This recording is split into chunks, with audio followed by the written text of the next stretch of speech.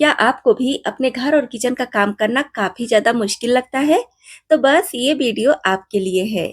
नमस्ते दोस्तों, मैं हूँ छाया और आपके अपने चैनल छाया रसोई में एक बार फिर से आपका बहुत-बहुत स्वागत है। इस चैनल पर आपको मिलेंगे घर और किचन के काम को आसान बनाने वाले smart kitchen tips and tricks, जिसको अपनाकर आप अपने घर और किचन के कामों को आसान तो बना ही सकते हैं, अपने समय और पैसे भी बचा पाएंगे। तो दोस्तों, वीडियो देखने से पहले हमेशा की तरह कमेंट बॉक्स में लिखकर ये बताना बिल्कुल ना भूलिएगा कि इस चैनल की वीडियोस आप किस शहर या फिर किस गांव से देख रहे हैं, जिसे मैं लिखकर आपको थैंक्स बोल सकूं। तो ज्यादा समय न लेते हुए चलिए जल्दी से आज का वीडियो शुरू करते हैं। इस तरह का स्पॉन्ज हम सभी के घरों में बहुत सारी चीज़ों के साथ आता है। जैसे कि जब भी हम कोई नया कपड़ा लाते हैं तो उसमें ज़्यादातर ये वाला स्पॉन्ज लगा होता है। तो क्या कीजिए, आप इसको फेंकिए नहीं, इसको आप छोटे-छोटे पीस में कट कर लीजिए या तो फिर इस तरह से फाड़ लीजिए। और यहाँ पर यही स्पॉन्ज लेना है, इसको सोख्ता भी बोलते हैं कहीं-कहीं पर, तो आप इसी टाइप का लीजिएगा। मोटा-पतला कोई भी ले लीजिए, कोई दिक्कत नहीं है। और यहाँ पर देखिए, ये वाला जो स्पॉन्ज है ये नहीं चाहिए, यहाँ पर ये टिप काम नहीं करेगी। ये ज़्यादातर काँच के बर्तन में लगा होता है, तो इसका यूज़ हमें नहीं करना है। इस तरह का स्पॉन्ज हमें लेना है।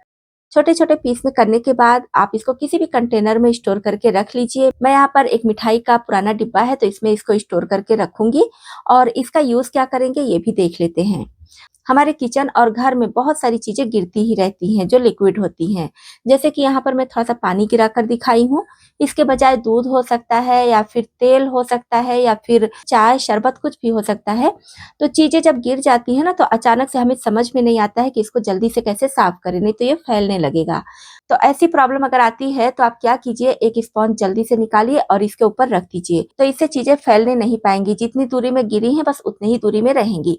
ये किसी भी तरह के लिक्विड चीज़ को बहुत अच्छे से सोक कर लेता है, जैसा कि आप देख पा रहे होंगे। मैं इसको प्रेस कर रही हूँ तो पानी कैसे निकल रहा है, तो इसी से आपको अंदाज़ा लग सकता होगा कि कितने अच्छे से ये लिक्विड चीज़ों को सोक करता है। तो आपको सफाई करने में ज़्यादा मेहनत करने की ज़रूरत नहीं पड़ेगी और आपको ये भी डर नहीं होगा कि चीज़ें फैल कर इधर से उधर चली जाएँगी। जब आपको समय मिले तब आप इसको हटाकर साफ कर लीजिए। तो इस तरह से कपड़ों के साथ या फिर बहुत सारी चीज़ों के साथ जो स्पॉन्ज आते हैं, वो हमारे घरों में फेंक दिए जाते हैं। तो फेंकने के बजाय आप इस तरह से इसका यूज़ कर सकती हैं। तो ये वाली टिप भी हमारी बहुत ज़्यादा काम की है हर किचन के लिए। जैसे कि यहाँ पर आप देख पा रहे होंगे, मैं नया कप मँगाई हूँ और ये कप मीशो से मँगाई हूँ। बहुत ज़्यादा प्यारा है, मुझे बिल्कुल भी यकीन नहीं हो रहा था कि मीशो पर इतना बढ़िया कप मिलेगा। क्वालिटी भी इसकी बहुत ज़्यादा बढ़िया है। मैं सोची थी कि मैं इसे मँगाऊँगी, वीडियो बनाऊँगी और उसके बाद रिटर्न कर दूँगी। लेकिन मुझे ये इतना ज़्यादा पसंद आया ना कि रिटर्न करने को मन ही नहीं किया। तो इसे मैं रख ली हूँ।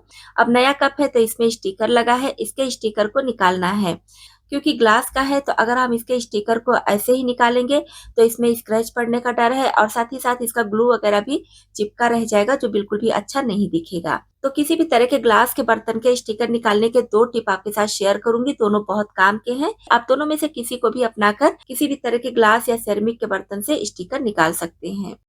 तो इसके लिए सबसे पहले हमें चाहिए बढ़िया से गर्म पानी। अच्छे से गर्म पानी लेना है और जहाँ तक कप में स्टिकर लगा है वहां तक इसको मैं भर दे रही हूँ। उसके बाद 1.5 से 2 मिनट तक इसी तरह से छोड़ देंगे और फिर स्टिकर निकालेंगे तो देखिए बहुत आसानी से स्टिकर निकल जाएगा बिना किसी तरह का निशान या फिर ग्लू छोड़े।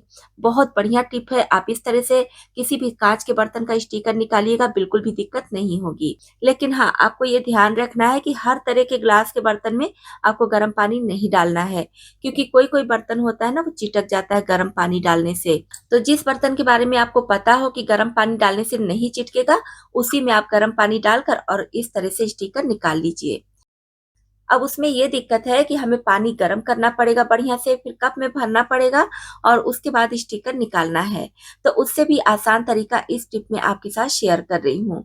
इस कप को मैं पहले अच्छी तरह से धुल ली हूँ और अब इसमें मैं चाय पीने वाली हूँ। तो जहाँ तक लेबल है वहां तक इसमें चाय डाल देंगे और 30 से 40 सेकंड इसी तरह से रहने देंगे।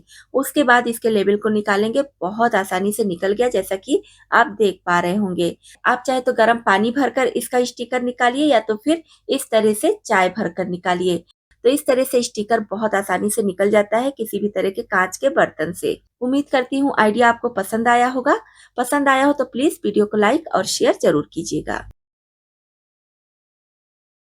अभी संतरे का सीजन है और मार्केट में संतरा बहुत बढ़िया-बढ़िया आ रहा है, तो संतरा खाने के बाद हम इसके छिलके को फेंक देते हैं। तो इस वीडियो को देखने के बाद आप इसके छिलके को बिल्कुल भी नहीं फेंकेंगे। क्या कीजिए, संतरे के छिलके को छीलने के बाद इस तरह से छोटे-छोटे पीस में तोड़ लीजिए या फिर कट कर लीजिए। अब इसको सुखाना है, तो सुखाने के लिए आप इसको कहीं छाँव वाली जगह पर इसको रख दीजिए और जहाँ पर हवा आती रहे, लेकिन धूप नहीं चाहिए। और अभी जैसे कि गर्मी का मौसम है, तो रूम में फैन चलाते ही होंगे, तो रूम में भी आप इसको डाल सकते हैं।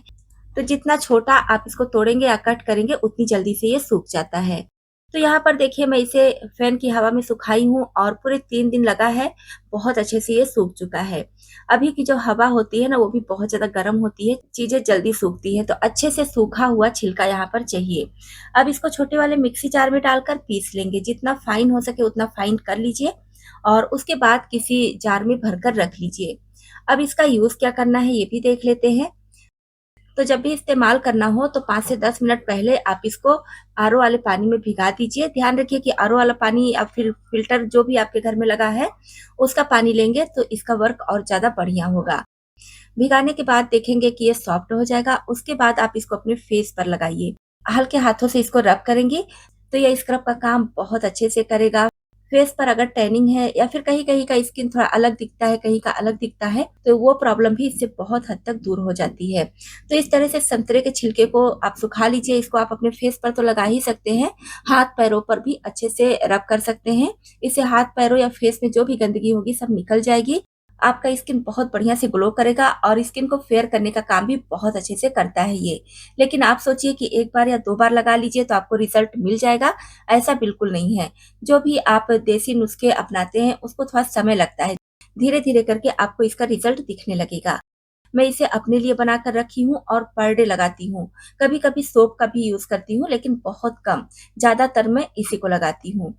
जब भी आपके घर में संतरा आए, तो संतरे को छिलके को फेंकिए नहीं, इस तरह से छाँव में सुखाकर उसका पाउडर तैयार करके एयर टाइट कंटेनर में रख लीजिए और सालों-साल आप इसका यूज़ कर सकती हैं।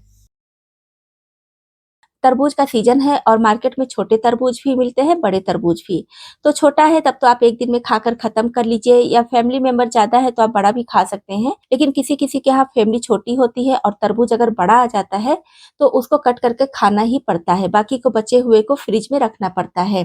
तो इसी के लिए बहुत अच्छी टिप आपके साथ शेयर कर रही हूँ। आप जब भी मार्केट से तरबूज लाइए और खाने के बाद अगर बच जा रहा है, तो इस तरह से फ्रेश टाइप में रैप करके आप फ्रिज में रखिए, तो आप इसको खा सकते हैं। स्वाद बिल्कुल भी नहीं बिगड़ेगा, ना ही किसी तरह का नुकसान करेगा। हाँ, अगर हो सके तो जिस दिन काटिए उसी दिन आप इसको खा लीजिए, तो ज़्यादा अच्छा है, फ्रिज में ना रखिए। अब इसी में हमारी दूसरी टिप भी है। जैसे कि ये फ्रेश रैप है, तो इसको हम जब भी किसी चीज़ पर लगाते हैं, तो इसको कट करते हैं तो काफ़ी दिक्कत होती है। जिधर से भी कट करते हैं तो मुड़ता रहता है, अच्छे से कट नहीं होता है। तो इसके लिए क्या कीजिए, जिस भी चीज़ को रैप करना है उसको रैप कर लीजिए और थोड़ा-सा इसको बड़ा रखिए इस तरह से। उसके बाद आप इसको 2 या 3 बार ट्विस्ट कर दीजिए, तो इस तरह से इकट्ठा हो जाएगा। फिर आप इसको यहाँ से कट कर दीजिए, तो फ्रेश रैप को कट करना बहुत ज़्यादा आसान हो जाएगा। नेक्स्ट टाइम जब भी आप फ्रेश रैप का यूज़ कीजिए, तो इस वाली टिप को अपनाकर ज़रूर देखिए। ये वाला जो डिब्बा है ना, इसे मैं मीशो से मँगाई हूँ और यहाँ पर आप देख पा रहे होंगे, एक ही डिब्बे में 4 ब्लॉक बना है, अलग-अलग चीज़ें मैं इसमें रखी हूँ। तो क्वालिटी इसकी बहुत ज़्यादा बढ़िया है और जब से मैं इसको ले ली हूँ ना, तो अलग-अलग डिब्बा खोलकर चीज़ों को देखने की या फिर निकालने की ज़रूरत नहीं पड़ती है। एक ही डिब्बे में सारी चीज़ें बाहर से दिख जाती हैं कि कौन-सी चीज़ है, कौन-सी नहीं है। और जैसे अलग-अलग हम रखते हैं, तो हर डिब्बे को खोलकर देखना पड़ता है। करीब साल भर हो गया है इसको लिए हुए और ये डिब्बा मुझे बहुत ज़्यादा पसंद आया। मैं 2 पीस मँगाई थी, बाय 1 गेट 1 फ्री। तो आप भी इसे ले सकते हैं, चाहे तो लोकल मार्केट से लीजिए या फिर ऑनलाइन भी मँगा सकते हैं। अगर आप चाहेंगे तो मैं इसका लिंक भी आपके साथ शेयर कर दूँगी। और ये कोई पेड प्रमोशन वीडियो नहीं है, मेरा काम बहुत ज़्यादा आसान हो गया है जब से मैं ये डिब्बा ली हूँ। बार-बार अलग-अलग डिब्बा खोलकर दालों को निकालने की ज़रूरत नहीं पड़ती है और मैं यहाँ पर दाल रखी हूँ, आप अपनी ज़रूरत की कोई भी चीज़ इसमें रख सकते हैं। जैसे कि 4 ब्लॉक यहाँ पर है, तो इसमें 4 ढक्कन भी दिया है। जो भी चीज़ें आपको निकालनी है, उधर का ढक्कन खोलिए और चीज़ों को निकाल लीजिए। और जब इसमें सामान भरना हो, तो आप ये बड़ा वाला ढक्कन निकाल कर इसमें सामान को अच्छे से फिल कर लीजिए। और इसमें ये जो डिवाइडर बना हुआ है ना, ये भी निकल जाता है, तो आप चाहे तो इसको निकाल कर सिर्फ़ एक बड़ा-सा कंटेनर बना लीजिए या तो फिर डिवाइडर लगाकर अलग-अलग चीज़ें इसमें रख लीजिए। और इसमें जो एक ब्लॉक बना है ना, तो एक ब्लॉक में लगभग आधा किलो दाल आ जाता है। तो इस डिब्बे में पूरे 2 किलो या फिर सवा 2 किलो के करीब दाल वगैरह आ जाता है। तो दोस्तों ये थे छोटे-छोटे और बहुत काम के टिप्स एंड ट्रिक्स। अगर आपको पसंद आए हों तो वीडियो को लाइक करें, शेयर करें। इसी तरह से यूज़फुल और बहुत ही काम के स्मार्ट टिप्स एंड ट्रिक्स के वीडियोस देखने के लिए छाया रसोई चैनल को सब्सक्राइब करें, ताकि हर नया वीडियो आप सबसे पहले देख पाएँ। मिलती हूँ अगले वीडियो में, तब तक के लिए बहुत-बहुत धन्यवाद।